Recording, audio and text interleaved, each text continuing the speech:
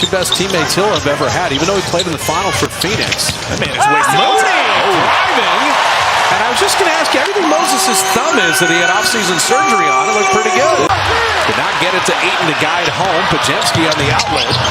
Jimmy spinning around. Great hands just to not lose that. He's got to move. Moody moves for a three. That works. So the Lakers lead at 4, under 4 minutes remaining in the first half. Warriors at 49% shooting, LA at 43. Moody out of the corner, bottoms at number 3. The Warriors back on top. Moody sets his feet and bottoms another 3. Moses is 4 for 4, and he's got 11. In the final 5 seconds, Moody running the floor. He decelled and laid it in. The thing is, he knew how much time he had. It's poise under pressure. Pajemski's defender couldn't hold his line. Lakers starting Vanderbilt, Hachimura, DeAndre Ayton as Moody lasers in another jumper. How good did that look? I think JK, that point of attack defense, and that's just so important to the Warriors. Moody, how hot am I? Why not? 5 of 6 on threes. And he's getting all you can eat.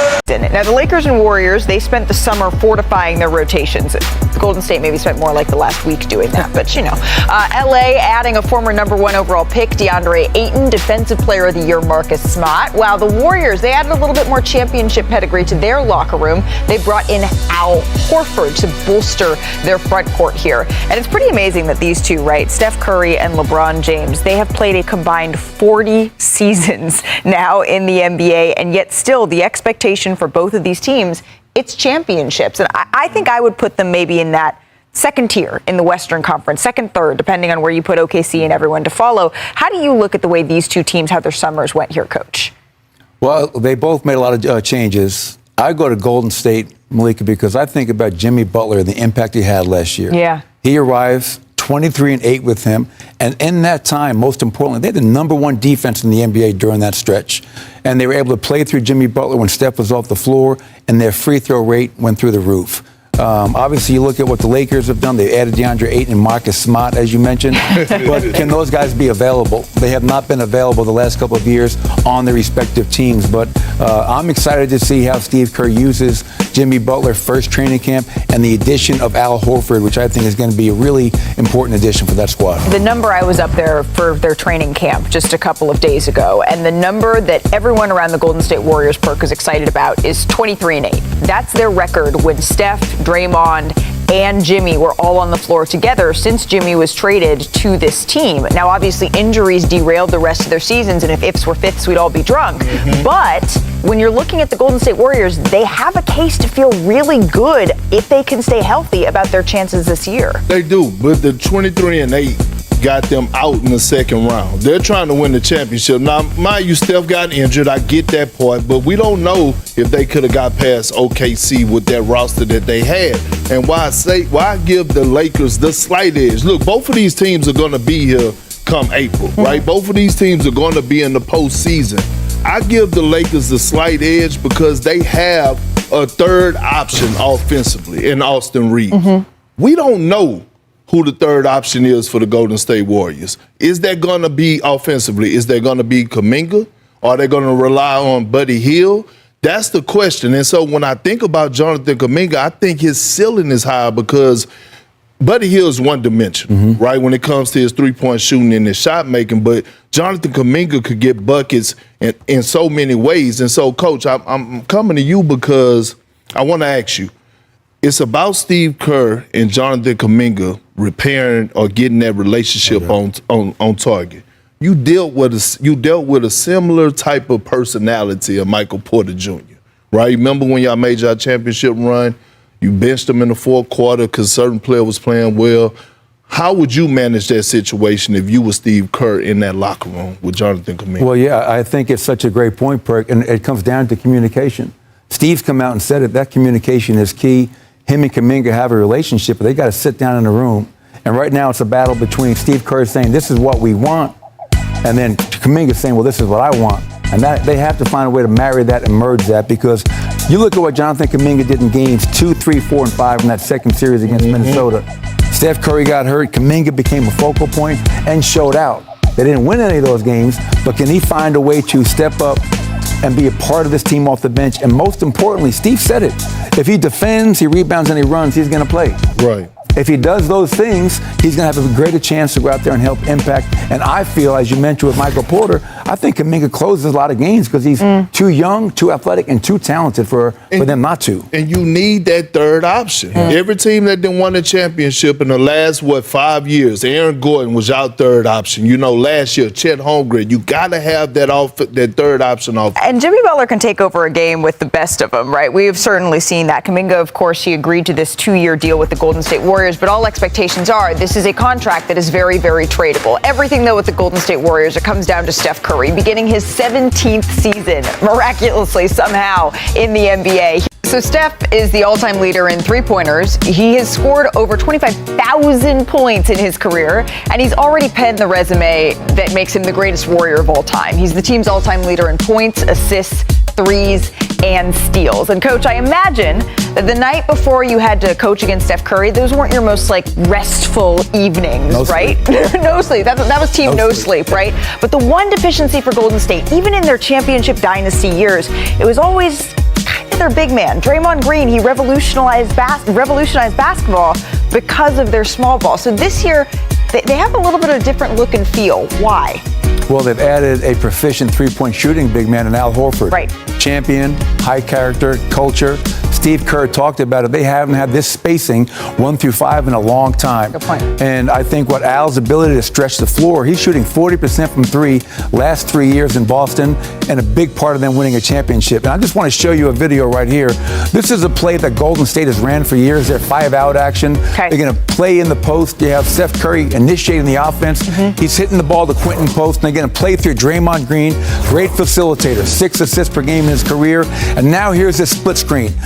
Steph Curry has been coming off the screen shooting threes his whole career, but now you can see in this play as he cuts, you can see both defenders are down the floor. And just imagine, this is Quentin Post right here, Malika, but now putting Al Horford, a guy who made over 100 threes last year, the number of wide open shots that he's going to get is going to spread out their offense and make a really tough offensive team to guard even that much harder. Yeah, especially when you look at the numbers, right, of what this matchup really made in heaven, as the graphic says. Well, it's really interesting. Steve Kerr historically has not been a big pick and roll coach. Yeah. They haven't had maybe the players. You can see last year, 10 total pick and rolls with Steph Curry. But then now you're adding a guy last 10 years is one of the most prolific pick and pop bigs the game has seen. So I think this is a match made in heaven. I know Steph Curry has to be really excited. And I want to show you one more clip here, Malika, that's going to show you Steph Curry coming down in transition, Quentin Post setting the drag screen, and you see right here, Steph's done his job. He's got 2 defenders on him, makes the right play, and whether the shot goes in or not, just imagine Al Horford knocking down shot after shot after shot. I know Warrior Nation's really excited about this latest acquisition. Kuminga's comments and Steve Kerr's response hint at ongoing tension. Will he keep fighting for minutes? The standoff between Jonathan Kuminga and the Golden State Warriors quietly lingered throughout the entire offseason. Now, even after the dust has settled, signs of tension remain, and his fight for consistent minutes may be far from over.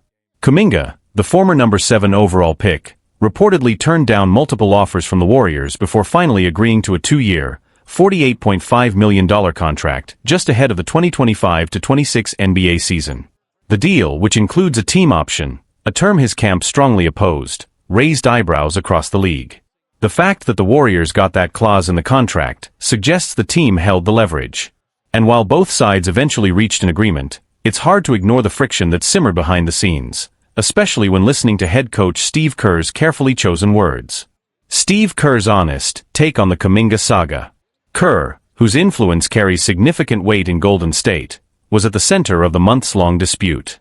Some insiders even criticized his role, suggesting that Kuminga's lack of a clearly defined role under Kerr may have contributed to the standoff in the first place. But when asked directly about how he viewed the contract saga now that it's over, Kerr struck a diplomatic tone. "This is the business we're in.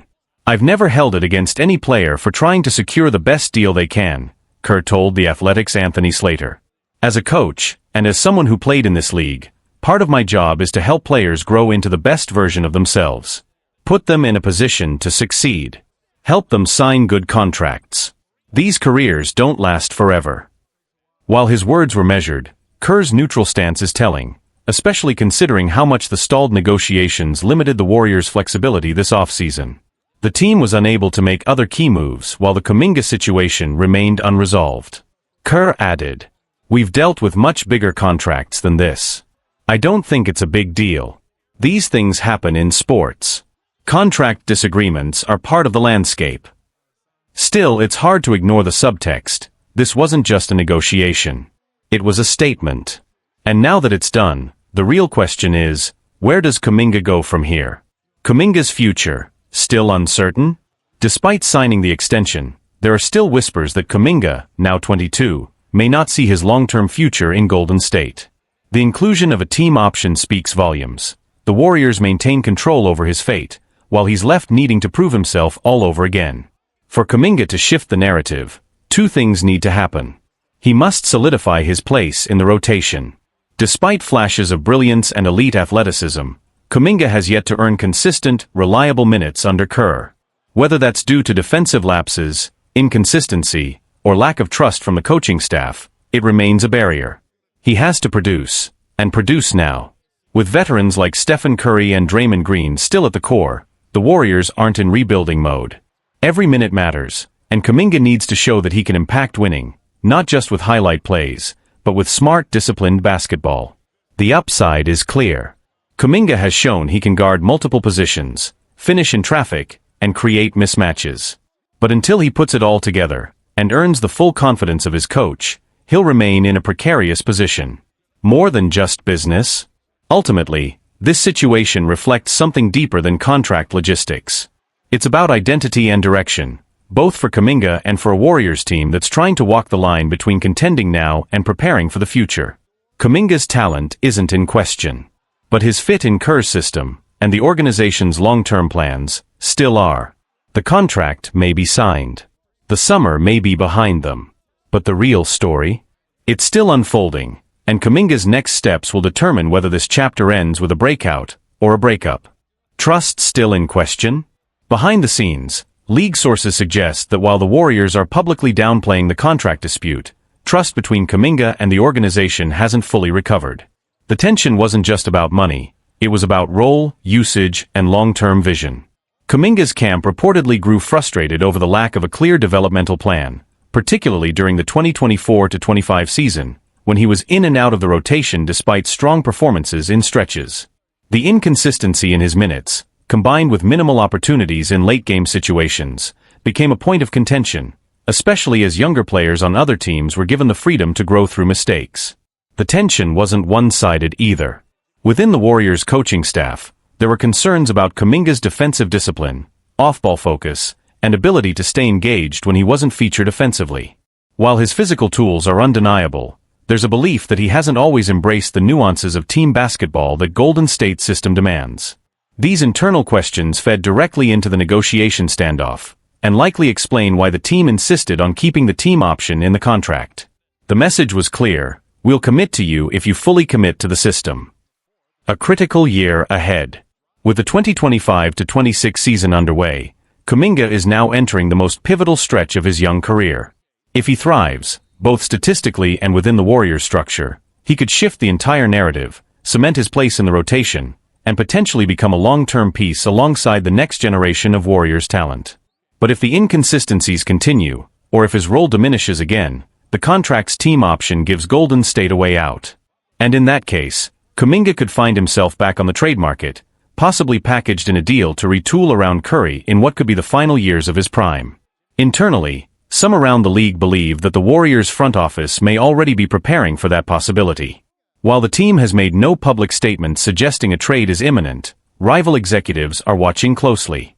If Kuminga's minutes shrink again or if tensions resurface, expect trade speculation to accelerate, especially if Golden State hovers around the middle of the Western Conference standings. The bigger picture for Golden State. Kuminga's situation also reflects a broader dilemma facing the Warriors: the tension between past, present, and future. With Stephen Curry still playing at an elite level, the front office is under pressure to compete now. But with aging stars and a tightening salary cap, the team must also develop young talent that can take the torch. So far, balancing those two goals has been far from smooth. James Wiseman is already gone. Moses Moody has yet to carve out a consistent role. Kuminga, once considered the highest upside prospect of the group, is now at a crossroads. And how his season unfolds will say a lot about whether the Warriors can truly bridge eras, or whether they'll be forced to pick a direction sooner than expected. For Kuminga, this is more than a contract year. It's a test of maturity, resilience, and fit. For the Warriors, it's a reflection of deeper strategic tension, one they can no longer ignore. And while the headlines may have quieted for now, the questions remain. Can Jonathan Kuminga evolve fast enough to become a cornerstone? Or has the clock already started ticking on his time in Golden State? The answers are coming, on the court, not on paper.